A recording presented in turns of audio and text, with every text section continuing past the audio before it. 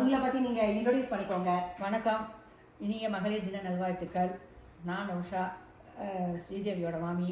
இந்தியாவிலேருந்து இங்கே வந்து இருக்கேன். எனக்கும் இந்தியாவில் நான் நிறையா வேலையெல்லாம் பார்த்துருக்கேன். நிறையா ஒர்க்கு இந்த செல்ஃப் எம்ப்ளாய்மெண்ட்டாக நிறையா பார்த்துருக்கேன்.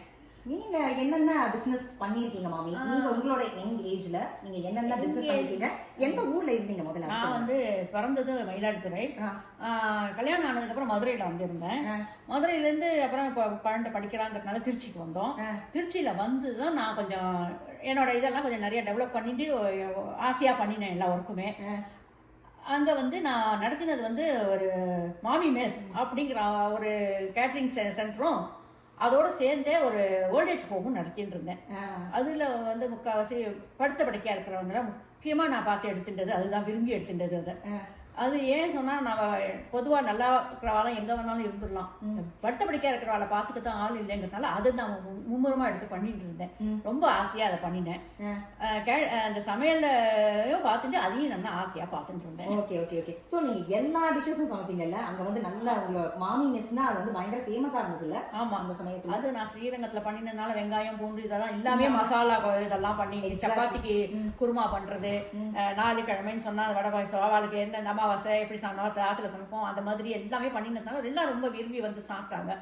பட் ரெண்டையும் என்னால் அதே டேட்டில் பார்த்துக்க முடியலைங்கிற ஒரே காரணத்தினால அப்புறம் ஹோமுக்கு ஆமா அது அதையும் பார்த்துக்கலாம் அப்படிங்கிற மாதிரி அதை எடுத்து நடத்தி. எத்தனை ஓல்ட் ஏஜ் பீப்புளை நீங்க பார்த்துக்கிட்டீங்க நீங்க வளர்ந்து வரும்போது? நான் ஒரு 30 பேர் வச்சு பார்த்துட்டு இருந்தேன்.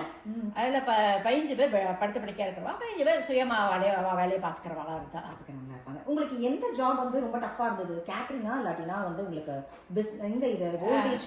ரொம்ப சிரமமா சொல்றது கேட்டரிங் தான். ஆமா, ஈஸியா நம்ம வந்து எல்லாரோடையும் சந்தோஷமா இருந்து நம்ம வீட்டுல இருக்கிற மக்களா இருந்து பார்த்து அவளை என் இஷ்டத்துக்கு அழகாக கொண்டு போனதுனால எனக்கு ஓல்டேஜ் ஹோம் ரொம்ப பிடிக்கும். Voltage home. ஆமாம், ஓகே ஓகே. இப்போ வந்து எல்லாம் யங்கர் ஜெனரேஷன் வேற வேர்ல்டே வந்துருச்சு இப்போ புதுசாக. ஸோ நீங்கள் இந்த யங்கர் ஜெனரேஷனுக்கு லேடிஸ்க்கு என்ன சொல்ல விரும்புறீங்க? உங்களோட அட்வைஸ்?